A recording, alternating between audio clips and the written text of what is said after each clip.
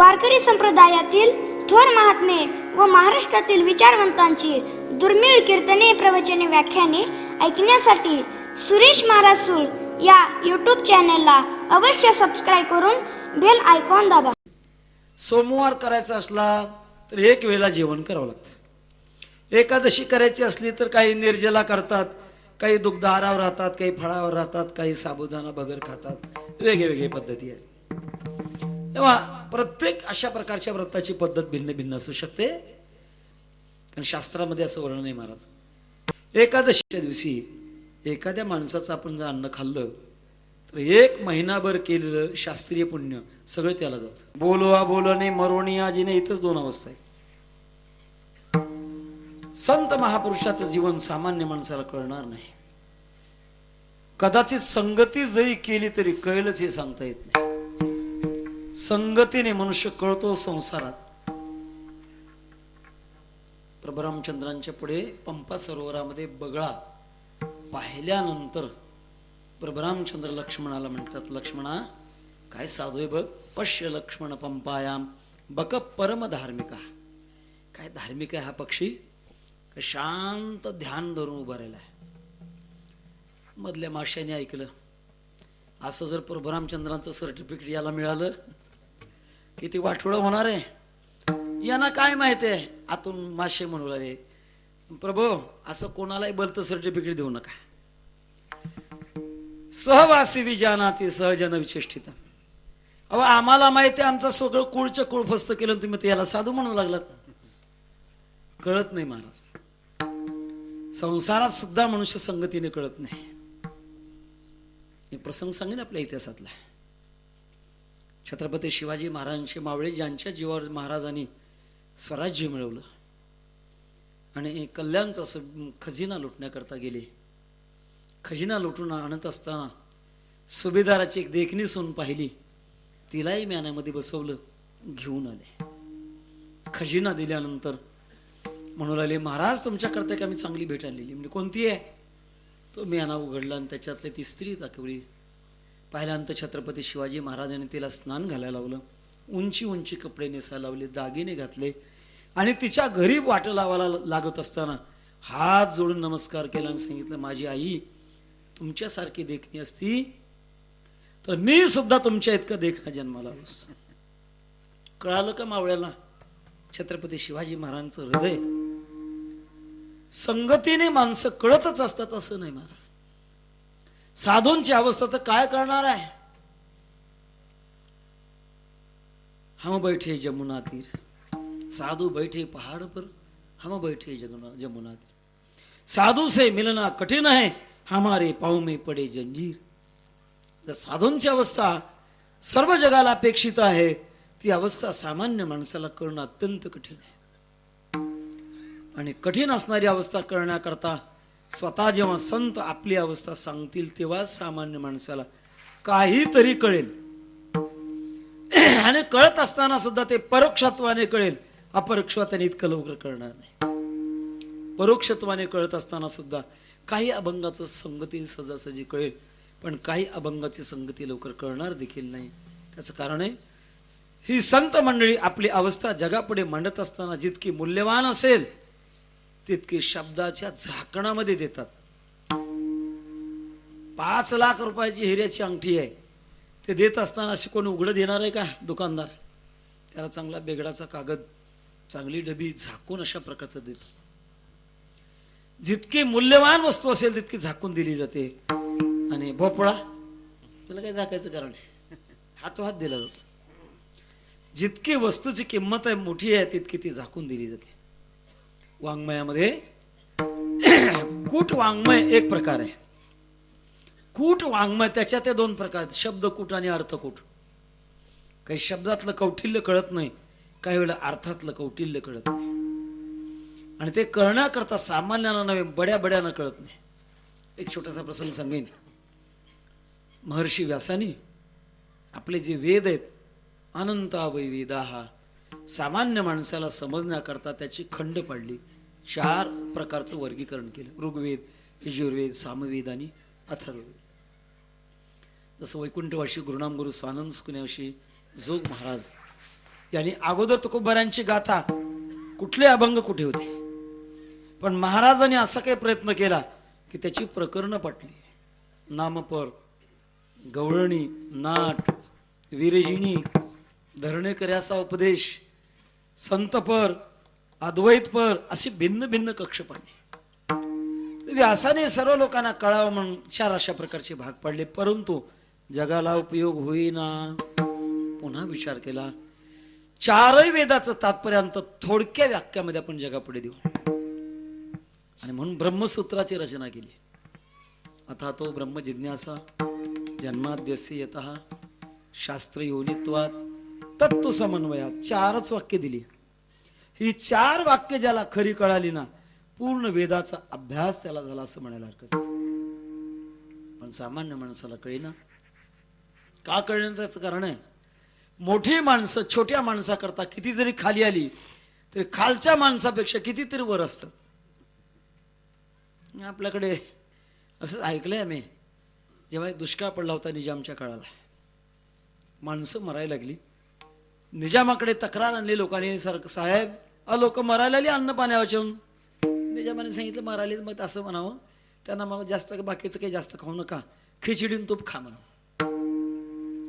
खिचडी तूप सामान्य हे राजाला का सामान्य माणसाला सांगण्याचा तर तसा तरी समजेना. व्यासाने ठरवलं की आता आपण एक करू, सर्वसामान्य माणसाला कळण्यासारखं महाभारताची रचना करू. 18 पर्व महाभारत रचण्याकरता ठरवलं, पण एक अडचण निर्माण होती. लिहिणं अवघड आहे, बोलणं सोपं आहे, 2 तास वक्तव्य करणं सोपं आहे, पण 2 पेज लिहिणं अवघड आहे. असा विचार केला, आता माझा लेखक कोण असेल. आणि बहुतेक बघा जगातले प्रासादिक जगप्रसिद्ध जे ग्रंथ आहेत त्या ग्रंथाची वक्ती आणि लेखक भिन्न भिन्न आहेत. ज्ञानेश्वरी कोणी लिहिली? सच्चिदानंद बाबांनी लिहिली. एक चित्र पाहिलं होतं आम्ही, ज्ञानोबारांच्या हातामध्ये ज्ञानेश्वरीचं पान आहे, पंख आहे, पुढे दौत आहे, आणि ज्ञानेश्वर महाराज ज्ञानेश्वरी लिहितात. त्या चित्रकाराला ज्ञानेश्वरीच कळलेली नाही कोणी लिहिली ती. सांगण्याचा मुद्दा असा की ज्ञानेश्वरी सच्चिदानंद बाबांनी लिहिली. जगद्गुरु तुकोबारांची गाथा कोणी लिहिली? महाराज का हातामध्ये वही आणि पेन घेऊन बसले का, मागचं पुढं पुढचं मागं, इकडलं खोड तिकडं, तिकडलं खोड इकडं. तुका तरी सहज बोले वाणी त्याचे घरी वेदांत वाहे पाणी. महाराजांची भाषा संताजी महाराज जगनाडे यांनी लिहिली. आपल्याला महाभारत जगापुढे द्यायचंय, कोण लिहिल? बघता बघता लेखक लक्षात आला, गणपती देव. गणपती देवाची आराधना केली. प्रसन्न झाल्यानंतर गणपती देवाने विचारलं काय पाहिजे? काय नाही म्हणाले, मला जगाकरता महाभारत लिहायचं, तेवढं लेखक तुम्ही व्हा. गणपती देवाला एक प्रकारचा अपमानच वाटला. मोठ्या माणसाला मोठं काम सांगावं का छोटं काम सांगावं? मुख्यमंत्री पृथ्वीराज चव्हाणांना म्हणावं आमच्या तेवढा शेताचा 7-12 काढून देता का? 7-12 काढायला मुख्यमंत्री कशाला पाहिजे? त्यांना मोठं अवघड काम सांगा ना. सांगण्याचा मुद्दा असा की गणपती देवाला वाईट वाटायला, पण करता काय, प्रसन्नता झालेली आहे. पुन्हा विचारलं, व्यास महर्षी तुम्ही म्हणता मला लेखक बना, बनतो, पण एक अटीवर. कोणत्या? माझी लेखणी थांबली तुमचा माझा संबंध सुटला. व्यास महर्षी विचार करू लागले, यांनी तर मला चांगलं अडचणीत टाकलं. आता मी तर माणूस आहे, देवाला सुद्धा अडचणीत टाकणारा माणूस असू शकतो, मी सुद्धा यांना अडचणीत टाकणार आहे. व्यासाने सांगितलं तुम्ही मला एक अट सांगितली, आता माझी एक अट तुम्ही मान्य करा. म्हणजे हो, काय अट आहे? मी जे सांगेल ते समजल्याशिवाय लिहू नका. गणपती देवाला वाटलं असं सांगून सांगून काय सांगणार, मला न समजणार काय नाही म्हणे, मान्य तुमचं. सुरू झालं महाभारत लिहिणं. पण जेव्हा व्यासाना पुढचा काय विषय चिंतनामध्ये आणायचा असेल आणि त्यावेळेला वेळ हवी असेल, त्याच्याकरता एक पर्याय असतो. जसे नवीन कीर्तनकार कीर्तनामध्ये विठ्ठल विठ्ठल भजन इतकं करतात, लोकांना वाटतं काय नामाचं प्रेम आहे हो. नामाचं प्रेम नसतं, पुढचं आठवायची व्यवस्था असते. आम्ही सगळे त्याच्यातूनच गेलो. व्यासानं जेव्हा पुढचं आठवण्याची आवश्यकता वाटायची तेव्हा व्यासाने कूट श्लोक टाकायचा मध्ये. आणि तो कोण श्लोक टाकल्यानंतर गणपती देव चिंतन करत बसतो, याचा अर्थ काय, काय असेल, काय असेल, काय असेल. तास ना तास निघून जायचे. व्यासाने विचारायचं, समजलं का नाही, बोला. त्याला कूट श्लोक म्हणतात. श्रीमद भगवद्गीता ग्रंथामध्ये 7 कूट श्लोक आलेले आहेत. आश्चर्यवत पश्यति कश्चिदेन या निशा सर्व भूतानाम, असे 7 कूट श्लोक आलेले. त्याला कूट श्लोक म्हणतात. तसा एक प्रकारचा अभंग कूट अभंग असल्यासारखा आहे. देव तिळी आला गोडे गोड जीव झाला, कूट अभंग आहे. शेवट तो भला माझा बहु गोड झाला, कूट अभंग आहे. किती ते असे कूट अभंग आहे. त्यात कूट अभंग त्याला म्हणतात. शब्दकूट आणि अर्थकूट एक वेगळे वेगळे. अर्थकूट कशाला म्हणतात, शब्द कळतात पण अर्थ कळत नाही, त्याला अर्थकूट म्हणतात. एक मुलगी होती, तिला विचारलं, बाळ तू कोणाची ग. ती थोडीशी विद्वानच होती म्हणायला. तिने आपला परिचय सांगितला. मी ना हर हर बृहंतम नित्यम तस्याहम कुल बालिका. जो दिवसभर हर हर हर म्हणतो त्याची मुलगी आहे. शेळ्या मेंढ्या आवरणारे जे असतात ना, ते आवरत असताना काय म्हणतात, हर हर हर म्हणतात. हर हर बृहंतम नित्यम तस्याहम कुल बालिका. अर्थ कुठे. तसं वाङ्मयामध्ये शब्द देखील अर्थकूट आहे. तो बऱ्यांचा एक प्रकारचा अर्थकूटाचा अभंग आहे. ही अवस्था समजण्याकरता थोडंसं कुठंतरी परमात्म्याच्या सेवेत किंवा आपल्या परंपरेतूनच आपण तो अर्थ लक्षात घेतला पाहिजे. वैकुंठवासी गुरुनाम गुरु स्वानंद सुखन्याशी जोग महाराजांच्या परंपरेतून जेवढी काही थोडी बहुत संगती झाली आणि त्या संगतीत थोडं बहुत आले या कपाळा थोडे भाऊ, त्या माध्यमातून या अभंगातलं काहीसं चिंतन मांडण्याचा प्रयत्न करणार आहे. महाराज सांगतात, माझी अवस्था अशी आहे, संत माणसाला दिसतात पण कळत नाहीत. दिसणं आणि कळणं या गोष्टी भिन्न भिन्न आहे. दिसणं काय, डोळे उघडले की माणसाला एखादी गोष्ट दिसते. दिसले म्हणजे कळेलच असं नाही. कळण्याकरता एक वेगळी पात्रता लागत असते, बारकाव्याची नजर लागत असते. संतांकडे पाहत असताना बारकाव्याने नजर ठेवावी लागते. सामान्य माणसं व्यवहाराची नजर संतांच्याकडे लावतात, त्याच्यातून संत कळत नसतात. संत श्रीमंतीने कळत नसतात, संत देहाच्या सौंदर्याने कळत नसतात, संत कुलाने कळत नसतात, संत बाहेरच्या कोणत्याही देखाव्याने कळत नसतात. संतांना कळून घेण्याकरता त्यांच्या हृदयात प्रवेश करावा लागतो. भक्ताचा महिमा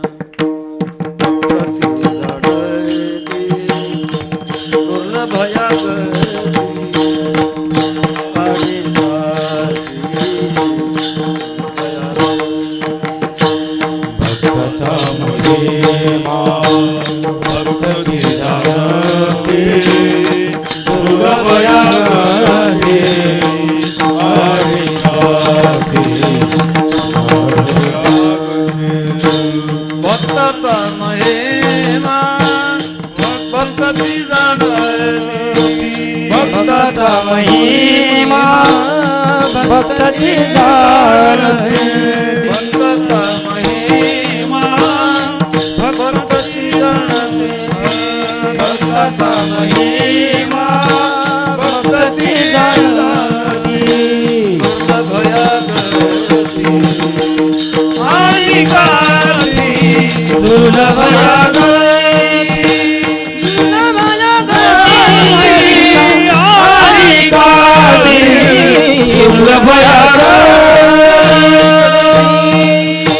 श्रीमंत सावकार आपल्या बोटामध्ये हिऱ्याची अंगठी घेऊन चालला असताना रस्त्याच्या काठी एक भिकारी बसला होता. आणि त्याच्या मनामध्ये आलं, बघू बरं याला कळतं का ते. त्याने ते आपली अंगठी भिकाऱ्याला दाखवली आणि विचारलं, का रे काय किंमत असेल याची. त्याने सांगितलं, मालक असेल ना 4-2 आण्याची. पण त्याची गाडी आण्याच्या पलीकडे कधी गेलेलीच नसते. तसं सामान्य माणसं परमात्म्याच्या आपल्या भक्तांच्या अवस्थेला काय ओळखू शकणार आहेत. पण ती अवस्था जगाला कळण्याची गरज आहे. का गरज आहे, तुम्हा आम्हाला अंतःकरणामध्ये एक इच्छा आहे. कळत न कळत संतांनी जे मिळवलंय ते मिळण्याची आपल्याला कळत न कळत इच्छा आहे. आणि म्हणून संतांचं अंतरंगातलं जीवन विशेष काय असतं हे लोकांना कळावं, एवढ्या करता जगद्गुरु तुकोबा म्हणतात, बोलवा बोलणे मरोनी आजीने. माणूस जर कळायचा असेल तर एक त्याच्या करता तो बोलला पाहिजे. बोलण्यातून माणूस कळत असतो. न बोलत यापुढे सृष्टाही नेन होय. ज्ञानोबा म्हणतात न बोलणारा असला ना त्याच्यापुढे ब्रह्मदेव सुद्धा अज्ञानी ठरतो. मानस जाणी जे बोले, बोलण्यातून मनुष्य कळत असतो. प्रसंग सांगतो, पेशवाईचा काळ होता आणि त्याच्यात 3.5 शहाणे होते. त्यात 3.5 शहाणे अर्धे शहाणे होते नानासाहेब फडणवीस. अर्ध का म्हणत होते त्याचं कारण बुद्धिवान होते. युद्ध कसं करावं तास ना तास लोकांना सांगत होते, पण स्वतः भूमीवर गेल्यानंतर हातातली तलवार कधी गळून पडली कळतच नव्हतं, धैर्यच नव्हतं, म्हणून त्यांना अर्धे शहाणे म्हणत होते. एक मनुष्य ज्यांनी 10-12 भाषेचा अभ्यास केला आणि तंतोतंत व्याकरण शुद्ध सगळ्या भाषा बोलू लागला.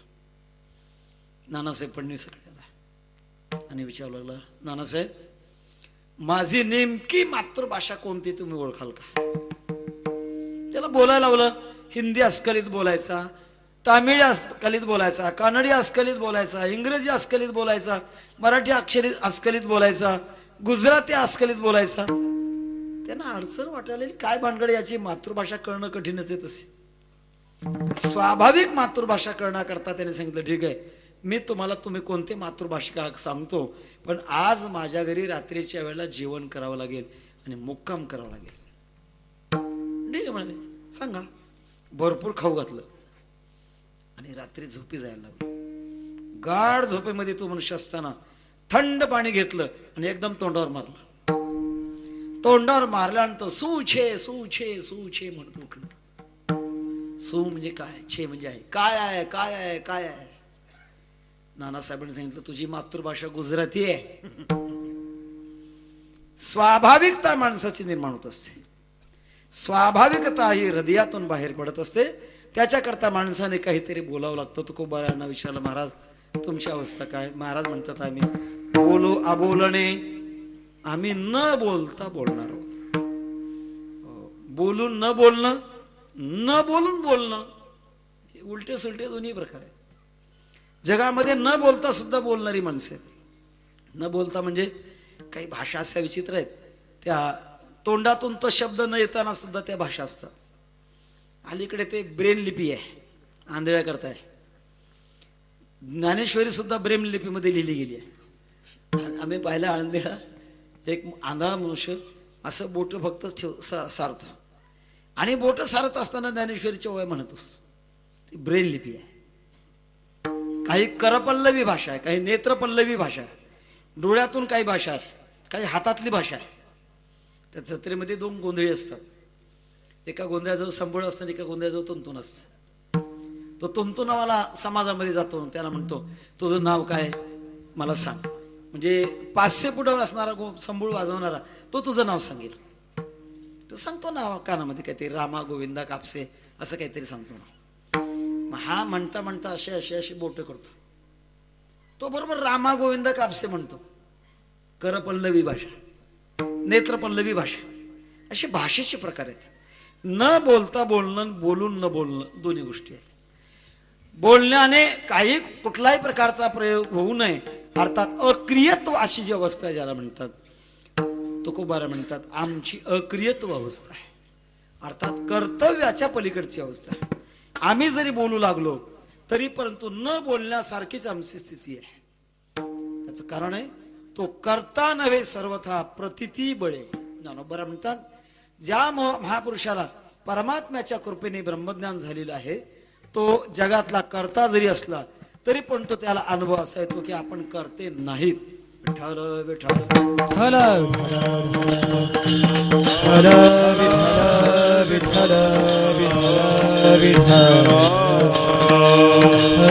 विठ्ठल विठ्ठल विठ्ठल विठ्ठल. एक अवस्था सांगतात आम्ही बोलतो पण बोलत नाही, म्हणजे बोलून सुद्धा न बोलण्या इतकी स्थिती आहे. परमचैतन्य बोलत नाही, तसं आम्ही देखील बोलून सुद्धा बोलत नाही. व्यवहार करून देखील व्यवहाराच्या पलीकडची अवस्था, विरोधाभास आहे महाराज एक प्रकारचा. असं कुठे शक्य असतं का? 2 गोष्टी एकत्र येणं अवघड असतं. ते गंमत सांगत असतो मी. एका माणसाला व्रत करण्याची इच्छा झाली. अनेक प्रकारच्या व्रताचा अभ्यास करता करता करता त्याला पौर्णिमा व्रत आणि अमावस्या व्रत हे 2 व्रत पटल्यानंतर एके दिवशी त्याच्या मनामध्ये शंका निर्माण झाली. सोमवार करायचा असला तर 1 वेळेला जेवण करावं लागतं, एकादशी करायची असली तर काही निर्जला करतात, काही दुग्धाहारावर राहतात, काही फळावर राहतात, काही साबुदाणा बगर खातात, वेगवेगळ्या पद्धती आहेत. तेव्हा प्रत्येक अशा प्रकारच्या व्रताची पद्धत भिन्न भिन्न असू शकते.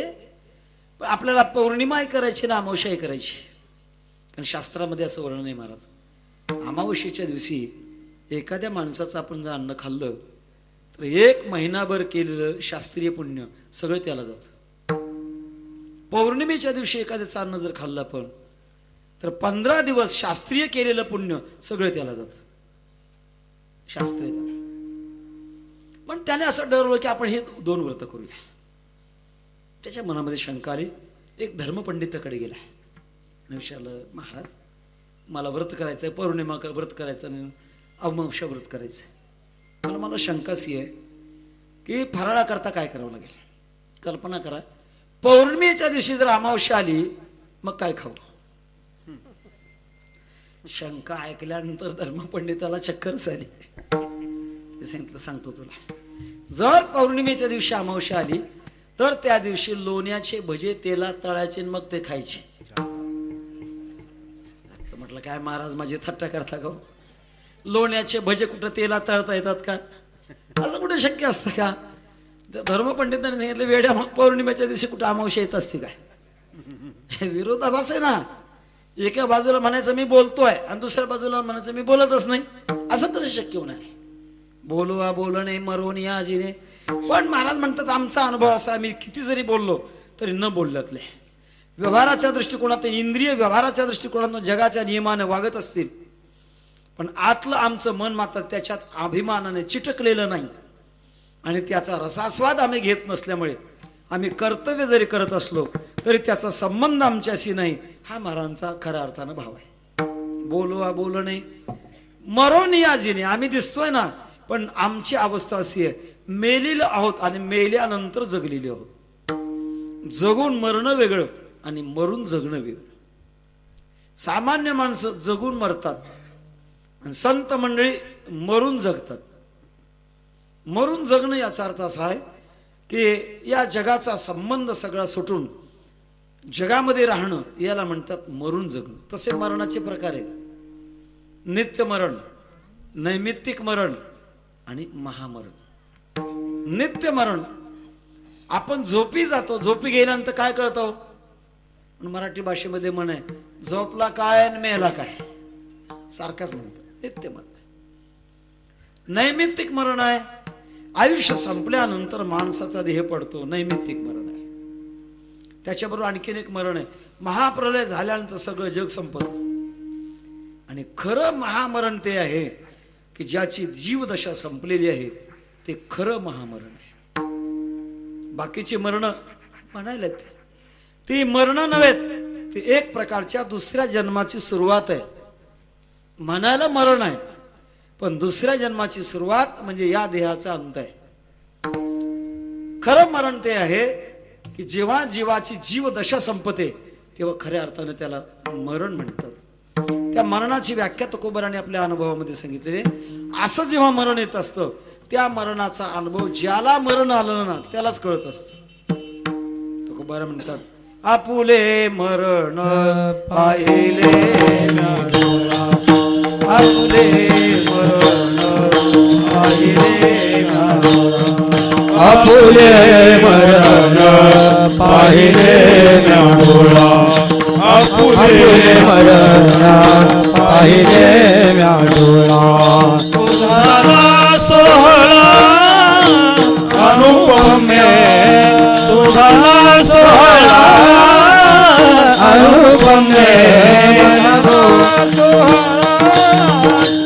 अनुपम्य सोहळा अनुपम्य आनंदे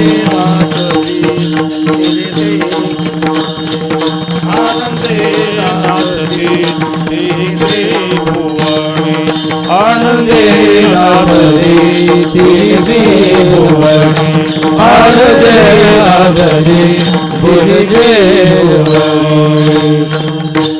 आपुले मरण पाहिले म्या डोळा, तो झाला सोहळा अनुपम्य.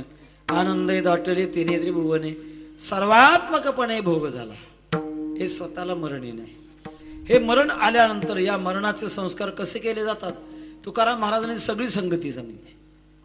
जेव्हा सद्गुरू किंवा परमात्म्याच्या कृपेने ब्रह्मबोध होतो आणि तेव्हा सांडोनी अंगीची खोळी, सर्प रिघाली या बिळी, ते त्वचा कोण सांभाळी असे झाले, ते आपल्या देहाविषयी त्याचा अवदासीन्य भाव निर्माण होतो. आणि अवदासीन्य भाव निर्माण झाल्यानंतर तो भक्त असं समजतो की आपलं मरण झालेलं आहे. तसं पाहिलं तर संसारामध्ये तुम्ही आम्ही जगतो, ते जगण्याने जगतो का मरण्याने जगतो? जगण्याने जगत नाही, मरण्याने जगतो. जन्माला आल्यापासून मरण्याची प्रक्रिया आपली चालू आहे. कोणी म्हणतं काय वय आहे? 60 वर्षाचं वय. अहो 60 वर्ष जगला, 60 वर्ष जगला नाही, 60 वर्ष मरत मरत मरत 60व्या वर्षी मेला. प्रक्रिया अशी होती. लक्षात येण्याकरता सांगतो, कल्पना करा, अस्वल आंब्याला एखादी मोटरसायकल उभी केली आणि त्याच्यात अर्धा लिटर पेट्रोल टाकले. इथून बीड किती किलोमीटर आहे? 100. जायचंय बीडला, मोटरसायकल चालू केली. अर्ध्या लिटर मध्ये मोटरसायकल बीडला जाईल का? मध्ये कुठं ते जाऊन थांबेल? 30 किलोमीटर म्हणा, 40 किलोमीटर म्हणा, ती जाऊन थांबेल. तिथं तिथपर्यंत का बरं गेली? त्याचं कारण आहे तिच्या टाकीतलं पेट्रोल थेंबा थेंबाने जळालं म्हणून ती गेली. जर टाकीतला थेंब जळाला नसता ती गेली नसती. तसं आपण एक एक क्षण घालवत घालवत चाललो म्हणून जगत जगत चाललो. जर क्षण घातला नसता आयुष्याचा तर आपण जगलो सुद्धा नसतो. अर्थात आपण मरण्याने जगत असतो, जगण्याने जगत नसतो. महाराज म्हणतात आम्ही सुद्धा आमच्या आयुष्यामध्ये असा प्रकार घडलाय. आम्ही मेलेलो आहोत आणि मेल्यानंतर जगलेलो आहोत. जीवदशा संपवलेली आहे. जीवदशा संपणं हेच खरं मरण आहे. तुका म्हणे घालू जीवपणाची माहेरानी जातीया, जाऊ त्या माहेरानी जातीया, जाऊ त्या माहेरानी जाती. तुका म्हणे पणातीया, जाऊ त्या माहेरानी जातीया, जाऊ त्या माहेरानी जातीया, जाऊ त्या माहेरानी जातीया. आम्ही आमच्या निज स्वरूपाला जाणार, त्याला माहेर म्हणतात. माहेरला एकदा का आलो म्हणजे जीवत्व दशा राहतच नाही. मग जीवाच्या द्वारे होणाऱ्या क्रिया त्यांचा आमचा संबंध नाही. आलो निजाच्या माहेरा, आलो निजाच्या माहेरा, आलो निजाच्या माहेरा, आलो निजाच्या माहेरा, आलो निजावरा,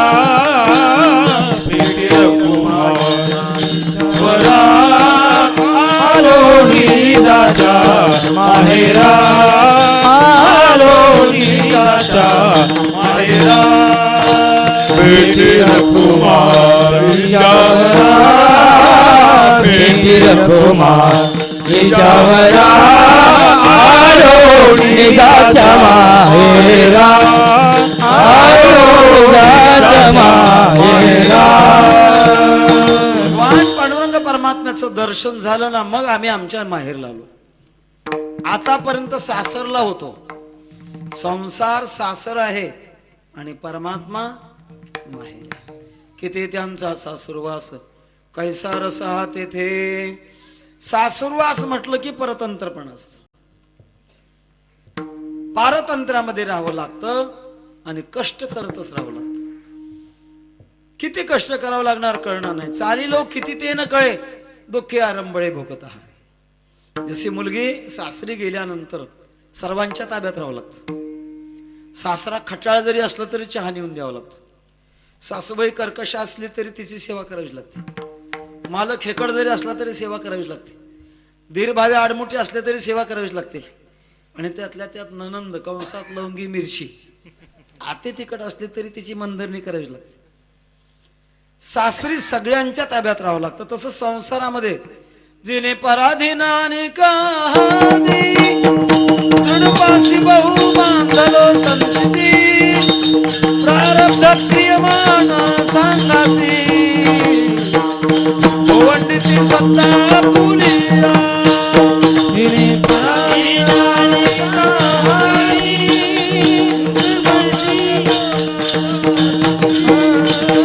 प्रारब्ध क्रियमान सांगाती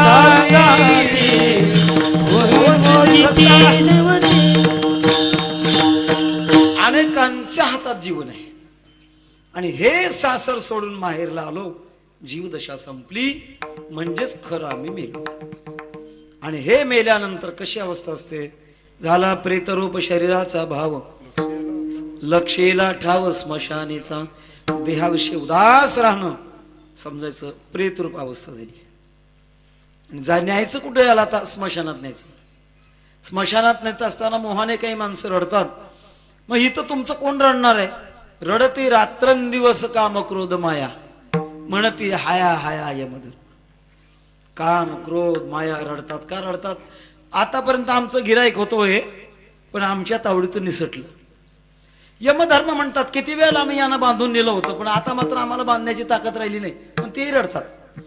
जसा व्यापारी आपलं गिराईक दुसऱ्याच्या ताब्यात गेलं की त्याला जसं वाईट वाटतं ना, तर या सगळ्या विकारांना वाईट वाटतं.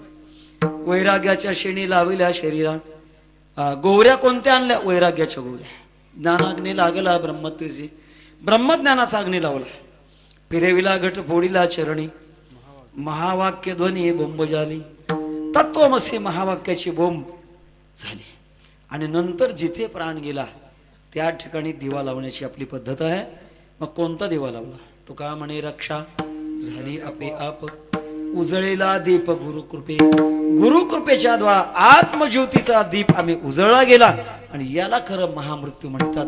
असं आम्ही मेलो आणि नंतर आयुष्य आहे म्हणून देहाच्या दृष्टिकोनातून आम्ही जगू लागलेलो. बोलो अबोलणे मरो नियाजिने. तिसरी अवस्था आहे असोने नसने जनी आम्हा. वास्तविक असं मेल्यानंतर मनुष्य दिसत नाही, अस्तित्व दिसत नाही. पण तुकोबाराय म्हणतात आमचं अस्तित्व दिसण्यासारखं आहे, पण अस्तित्व देहाच्या दृष्टिकोनातून दिसलं तरी वास्तव्याच्या दृष्टिकोनातून, वस्तुतेच्या दृष्टिकोनातून आम्ही नसल्या जमा आहोत. विठ्ठल विठ्ठल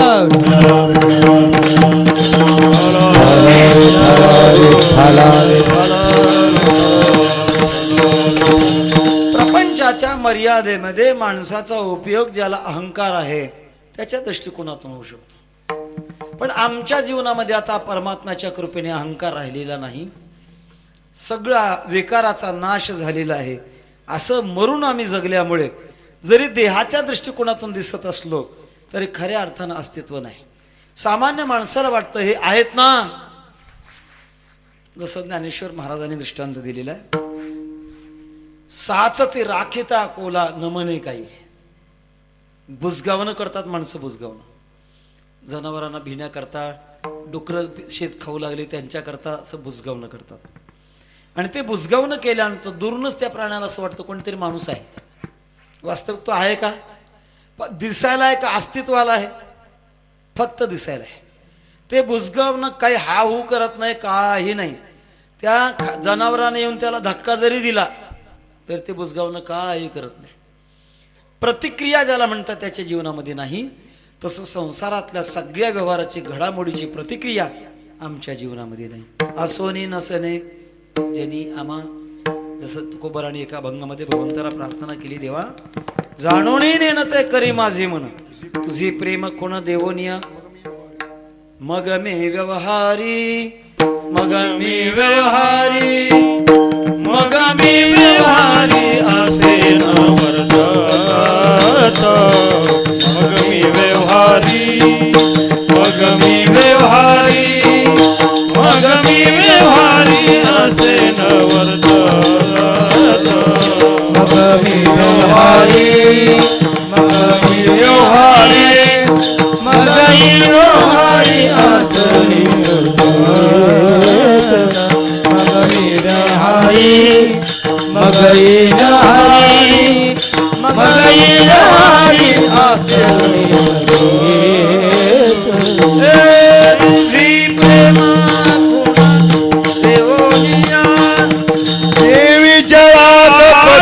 पद्मपत्र पद्मपत्र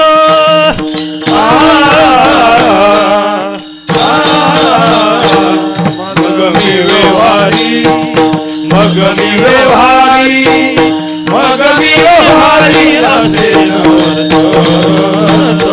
मग मी व्यवहारी मग मी व्यवहारी मग मी व्यवहारी असे जय जय पद्मपत्र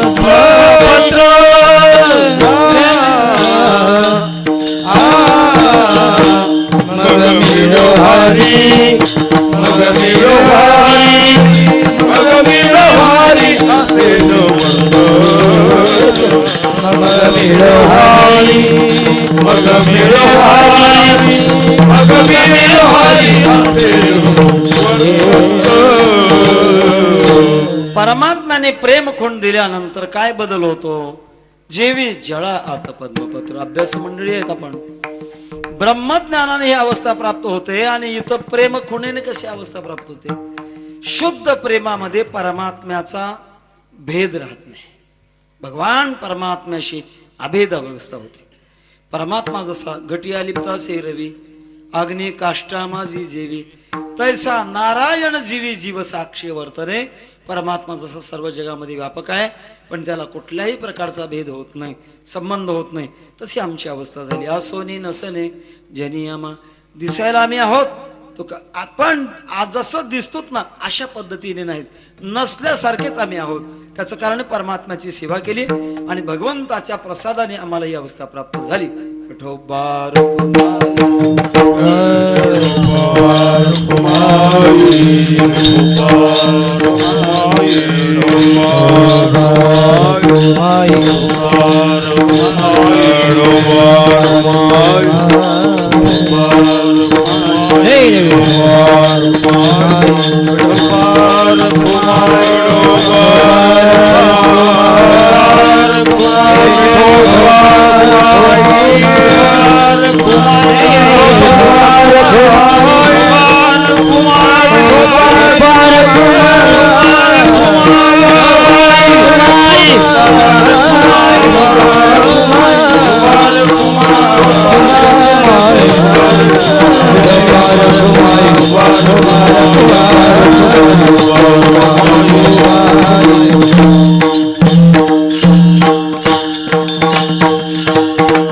असोने नसने जनियामा.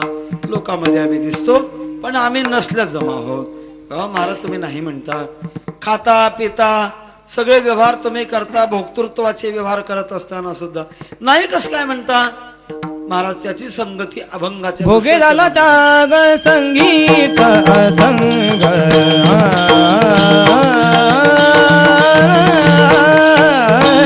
भोगे झाला त्याग संगीत असंग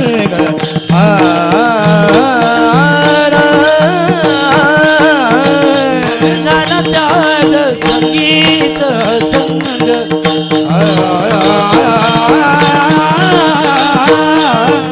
भोगे झाला त्याग संगीत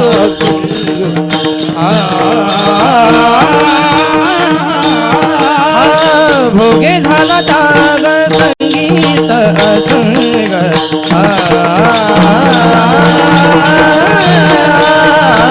भोगे झाला त्याग संगीत असंग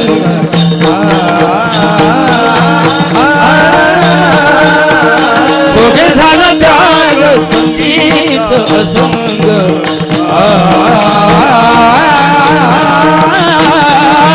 भोगे झाला त्याग संगीत असंग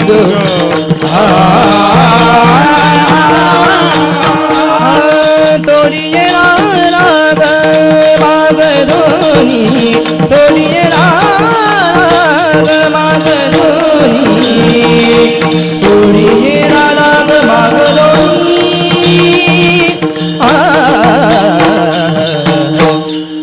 भोगिये नारायण संग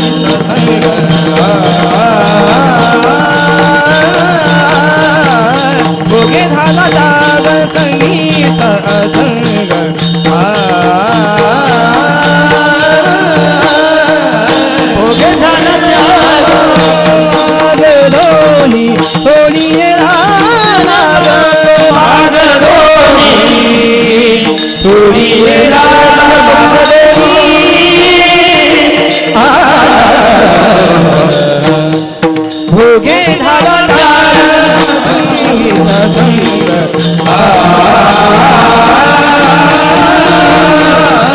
भोगे झाला त्याग संगीचा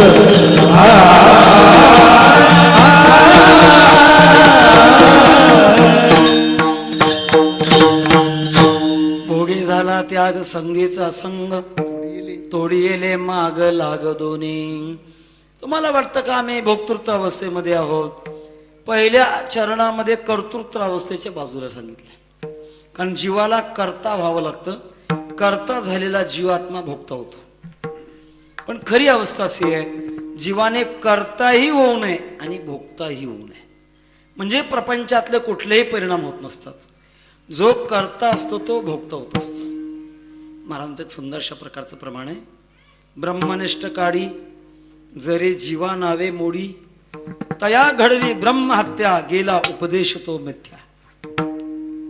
कर्तृत्वाच्या भूमिकेतून एखादी कुठली गोष्ट जरी केली तर त्याचा परिणाम माणसाला भोगावा लागतो. महाराज म्हणतात आम्ही कर्तृत्वाची भूमिका टाकली, कुठल्याही प्रकारचं मी करणार आहे अशी वृत्तीच ठेवली नाही. दुसरी वृत्ती आमच्याकडे निर्माण झाली ती भोक्तृत्वाची नाही.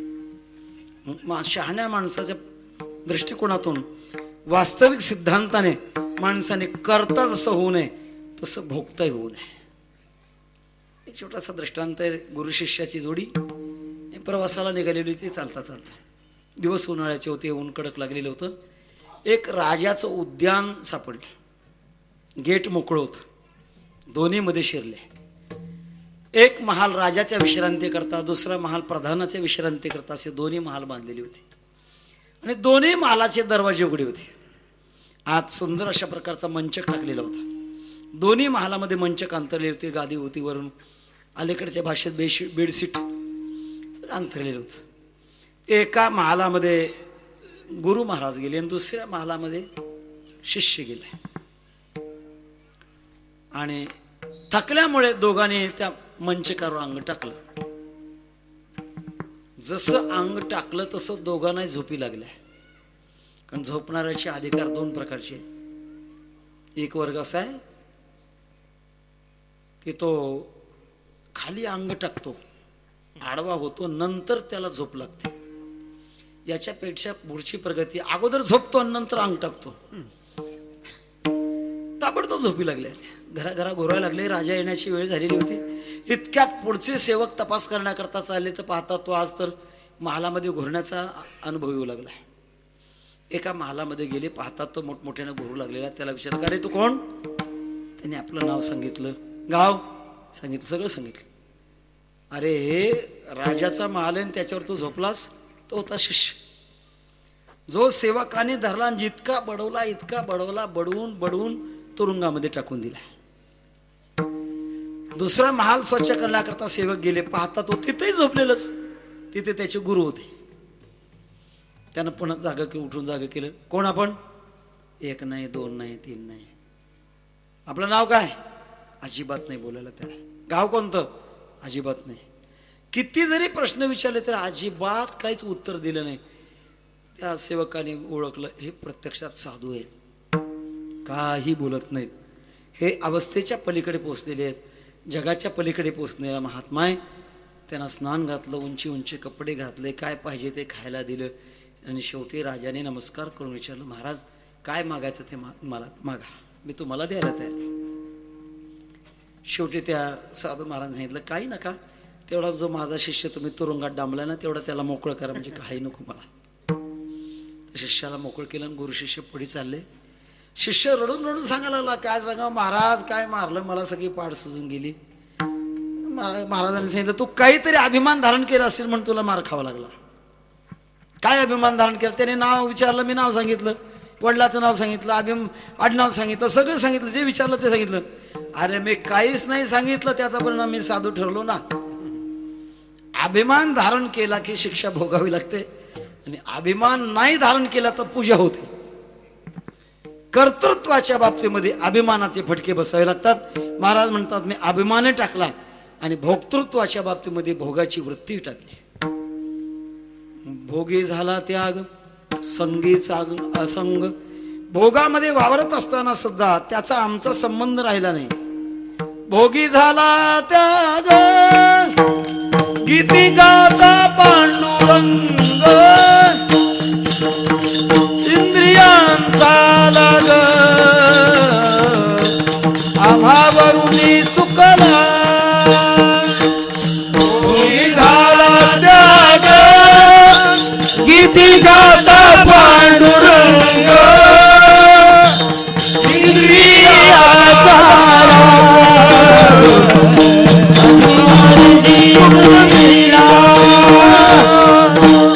भोगी झाला त्याग गीती गाता पांडुरंग. भगवान परमात्म्याच्या चिंतनाचा परिणाम होतो की तो भक्त भोक्तृत्व अवस्थेमध्ये दिसला लोकांना, तरी परंतु त्याचे परिणाम त्याच्यावर होत नाही.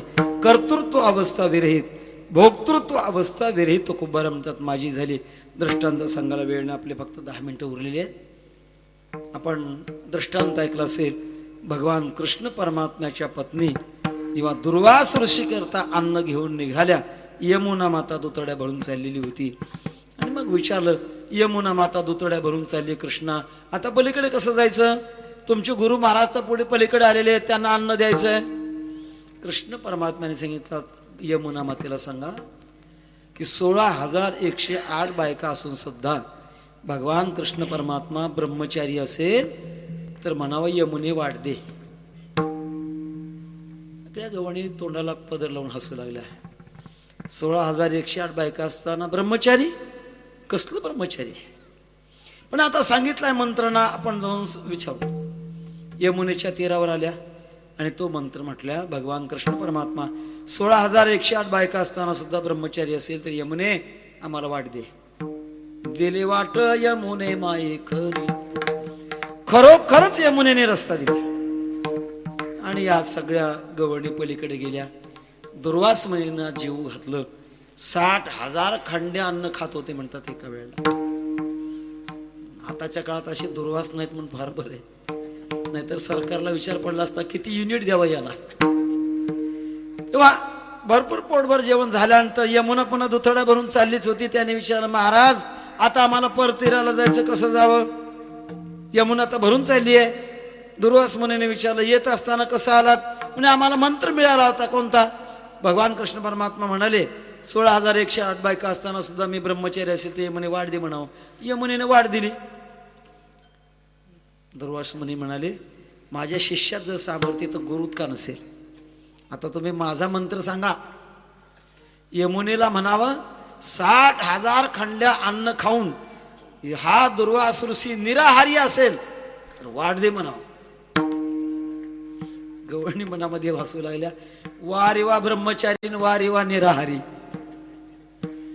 प्रयोग करून पाहिला तर खरोखरच यमुनेने वाढ दिली. त्याचं कारण आहे महाराज, असंग वृत्ती परिपक्व का झाली की संसारातल्या कुठल्याही व्यवहाराचा संबंध राहत नाही, हे याचं तात्पर्य. भोगी झाला त्याग, संगीचा संग. संसारामध्ये संग केल्यासारखा जरी दिसत असला तरी आम्ही त्याच्यातून अलिप्त आहोत. राजा जनकाचं उदाहरण प्रसिद्ध आहे, सांगत नाही, वेळ झालेली आहे.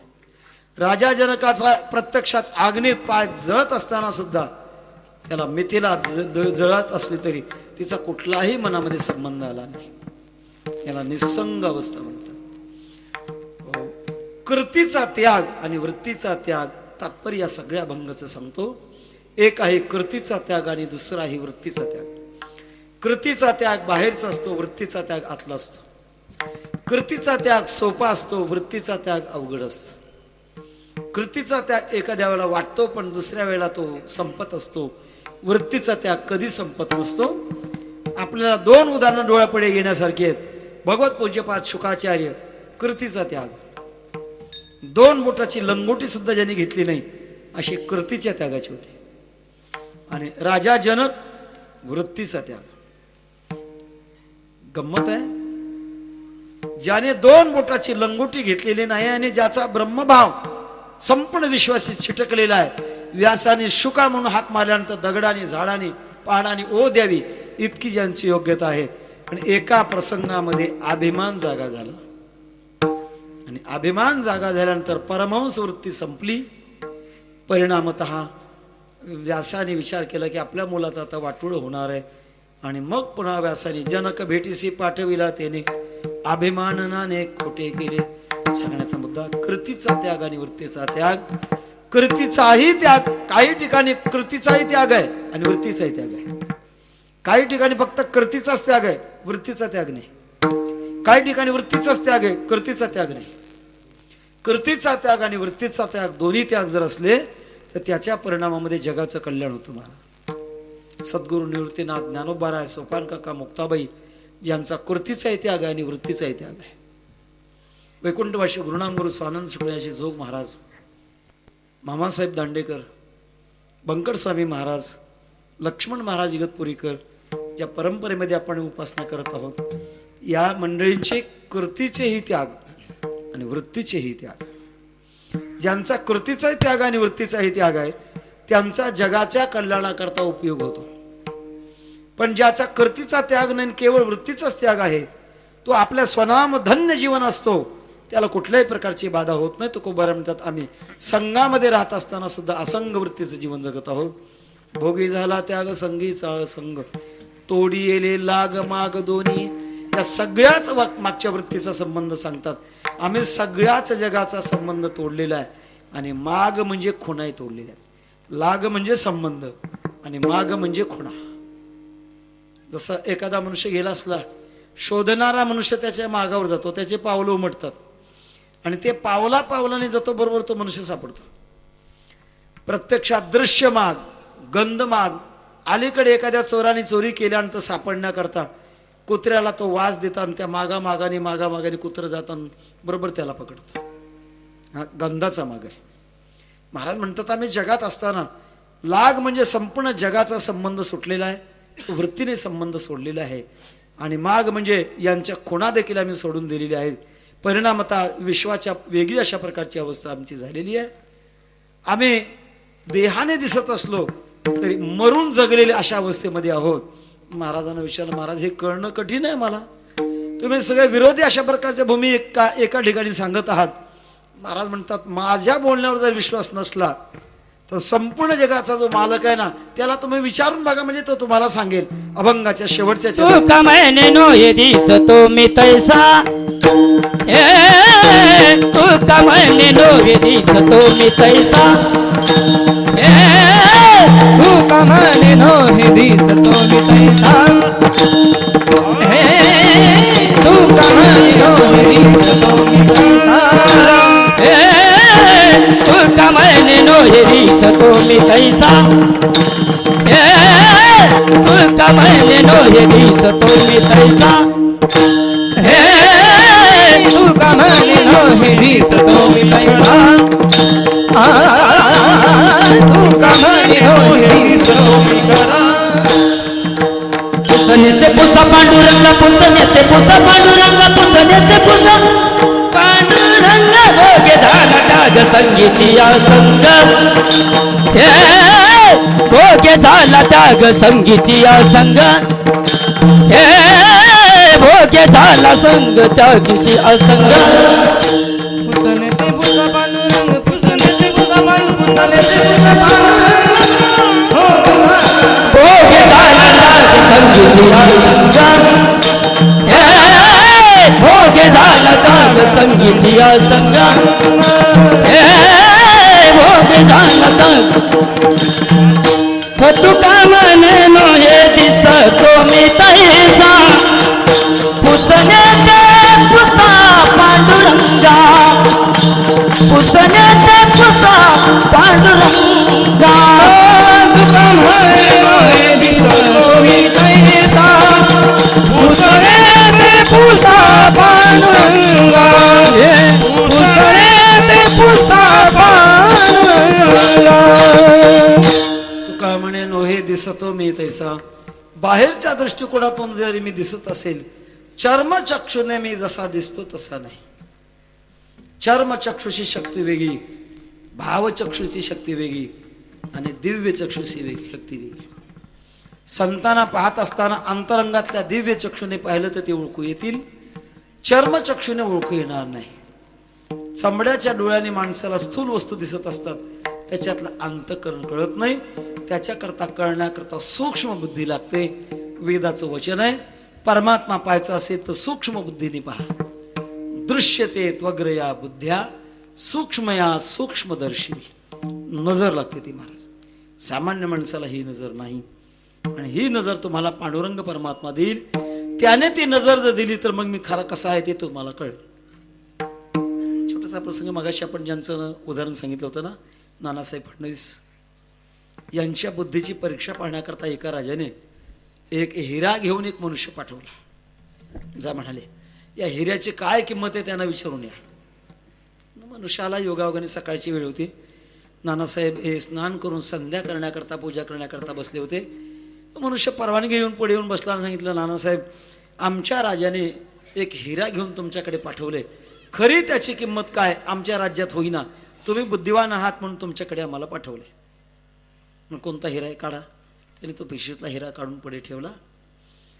अगदी 1-2 सेकंदामध्ये एक माशी बसली आणि ती काही उठे ना हिऱ्यावरची. नानासाहेबांनी सांगितलं, मी या हिऱ्याची किंमत सांगतो पण माझी सगळी पूजा झाल्यानंतर सांगणार आहे. आणि ही सगळी पूजा होईपर्यंत हा हिरा या पाण्याने भरलेल्या फुलपात्रामध्ये बुडवून ठेवा आणि मग नंतर याची किंमत सांगतो. त्याने विचारलं, महाराज नानासाहेब मग तुमची पूजा किती तास चालते? कमीत कमी 2 तास चालते. त्याने हात जोडला आणि सांगितलं, माझ्या हिऱ्याची परीक्षा झाली. कारण तो हिरा नव्हता, खडी साखरेला पैलू पाडली होती आणि पुढे खडी साखर ठेवल्यानंतर एक पटकन माशी बसली होती. त्यांच्या डोक्यात इतकी सूक्ष्म नजर होती, जातिवंत हिऱ्यावर कधी माशी बसणार नाही. ज्या अर्थी माशी बसली त्या अर्थी तुका म्हणे येथे काहीतरी आहे. आणि त्याच्यावरून ताडकन ताडलं आणि मग तो पुढचा प्रयोग केला. सामान्य माणसाच्या बुद्धीपुढे एक मासे काय ओंजळभर जरी बसले असतात ते कळालं नसतं, कारण बुद्धी सूक्ष्म लागते. तसं संतांना पाहण्याकरता लागणारी सूक्ष्म बुद्धी, त्या सूक्ष्म बुद्धीतून माझ्याकडे पाहायचं असेल तर मी कळेन. आणि ती सूक्ष्म बुद्धी तुम्हाला पांडुरंग परमात्मा देईल. त्यांना विचारा की मी कसा आहे, माझी अवस्था कशी आहे. दिसायला मी तुमच्यासारखा जरी दिसत असलो तरी अति मृत्यू अवस्था मला प्राप्त झालेली आहे. बोलण्याच्या पलीकडची मृत्यू अवस्था प्राप्त झालेली आहे. कर्तृत्व आणि भोक्तृत्व अवस्थेच्या पलीकडचं माझं जीवन आहे. आणि ते जीवन मला भगवान पांडुरंग परमात्म्याने दिलं. ज्याने दिलं त्यालाच ते कळणार आणि त्याला तुम्ही विचारा म्हणजे मी समजेल. ज्ञानेश्वर माऊली ज्ञानराज माऊली ज्ञानेश्वर माऊली ज्ञानराज माऊली हे ज्ञानेश्वर माऊली ज्ञानराज माऊली ज्ञानेश्वर माऊली ज्ञानेश्वर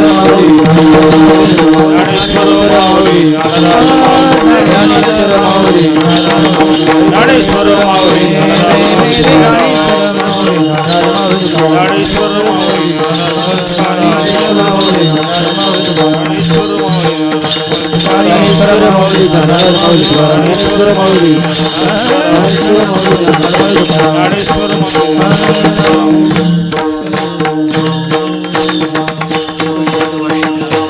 ढाकणे यांचं वैकुंठ गमन झालं आणि त्या दृष्टिकोनातून अंत्यसंस्काराच्या हेतूने आपण भक्ती मार्गातून त्यांना आपल्या अंतःकरणातल्या सद्भावना समर्पण करण्याकरता या ठिकाणी जमा झालात. जन्माला आल्यानंतर मानवी जीवनाच्या सगळ्या मर्यादा सांभाळून आपल्या हिंदू धर्माप्रमाणे तंतोतंत आपल्या जीवनामध्ये जीवन जगत जगत भक्तीच्या क्षेत्राच्या माध्यमातून आणि जगत असताना आपल्या इहलोकाची यात्रा संपवली. अशा एका सत्पुरुषाच्या अंत्यसंस्कारामध्ये आपण उपस्थित आहोत.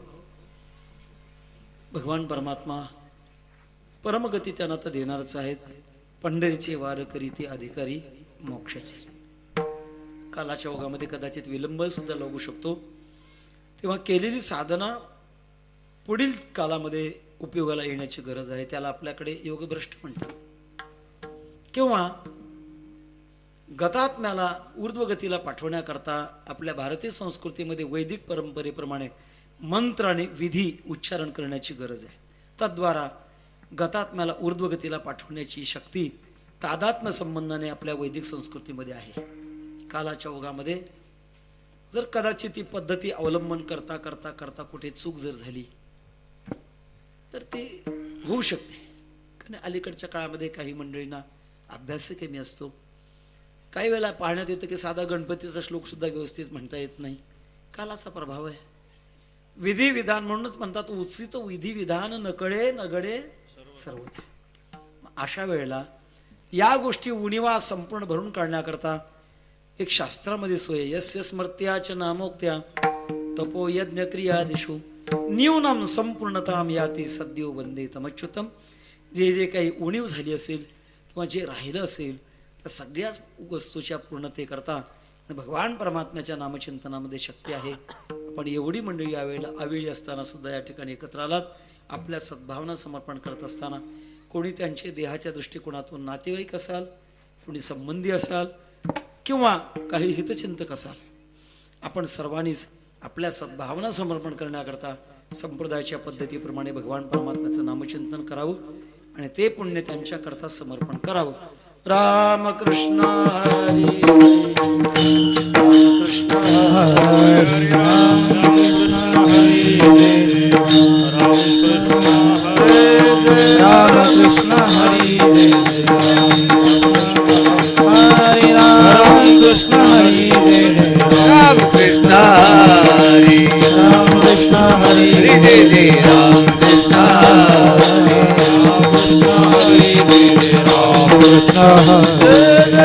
कृष्ण हरे राम कृष्ण राम कृष्ण हरे राम कृष्ण हरे राम कृष्ण हरे राम कृष्ण राम कृष्ण हरे राम कृष्ण राम कृष्ण हरे राम कृष्ण राम कृष्ण हरे राम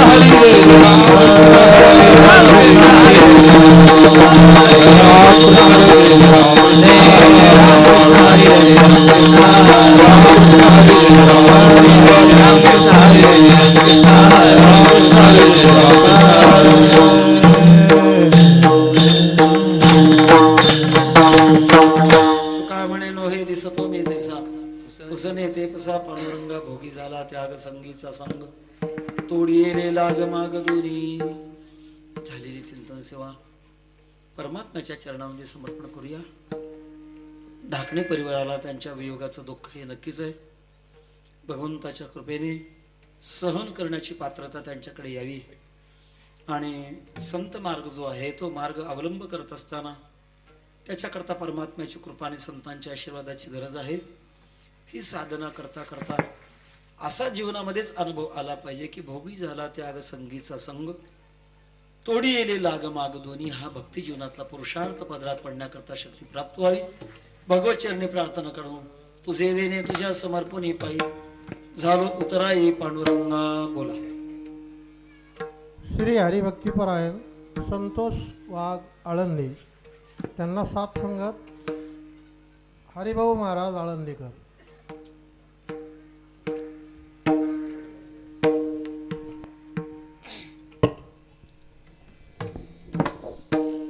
चरण फक्त द्रौपद मुरली अण्णा आणि शेपवाडी अनंत महाराज.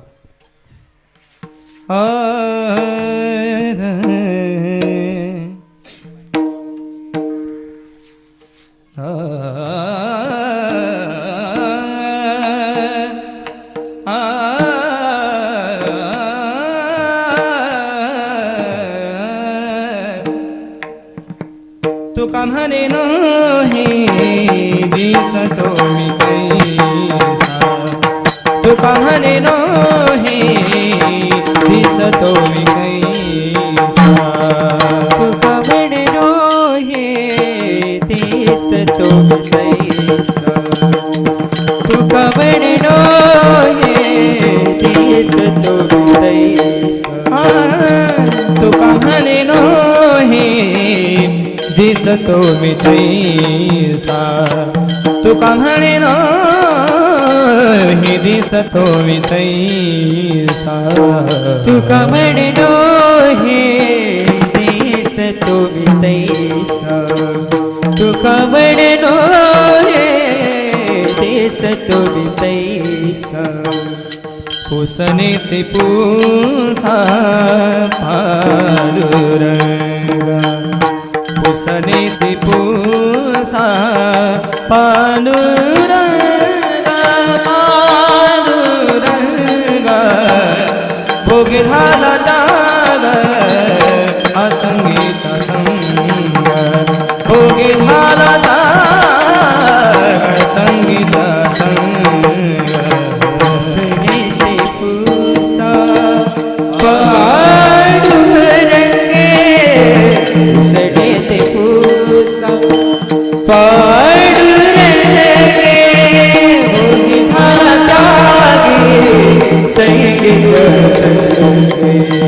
भोगी झाला तागी संगीच तुका म्हणे नाही दिसतो मी तैसा तुका म्हणे नाही दिसतो मी तुका म्हणलो हे दिसतो मी तैसा तुका म्हणलो हे दिसतो मी तैसा पुसणे ती पुसा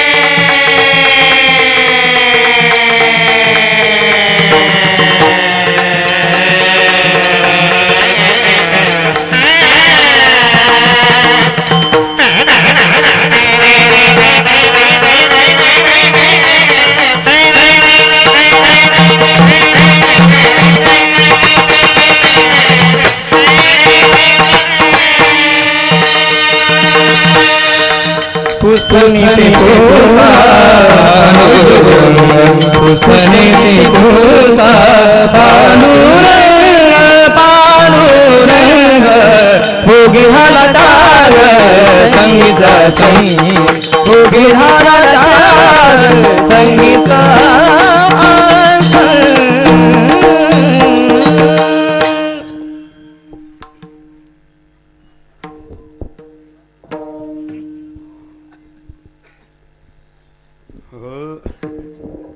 भोगी झाला त्याग संगीचा असंग भोगी झाला त्याग संगीता असंग भोगी झाला त्याग संगीत असंग भोगी झाला त्याग संगीत असंग भोगी झाला त्याग संगीता असंग हा भोगी झाला त्याग संगीता असंग भोगी झाला त्याग संगीत असंग भोगी झाला त्याग संगीत असंग कोणी येले लाग माग दोन्ही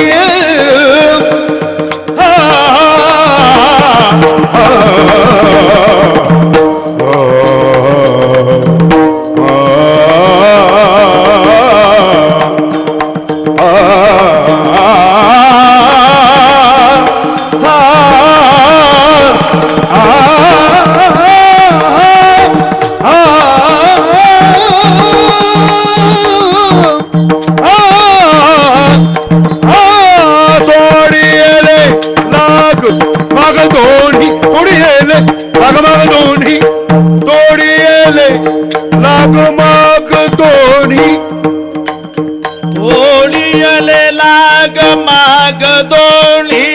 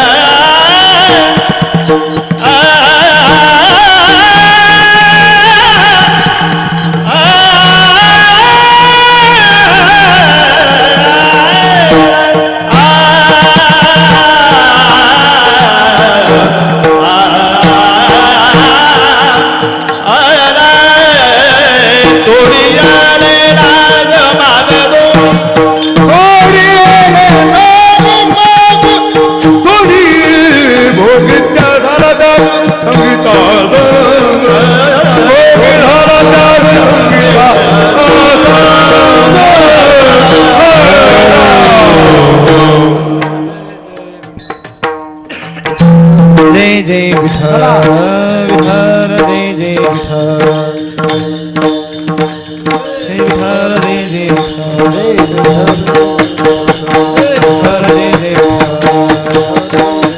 जय विठ्ठल जय जय विठ्ठल जय जय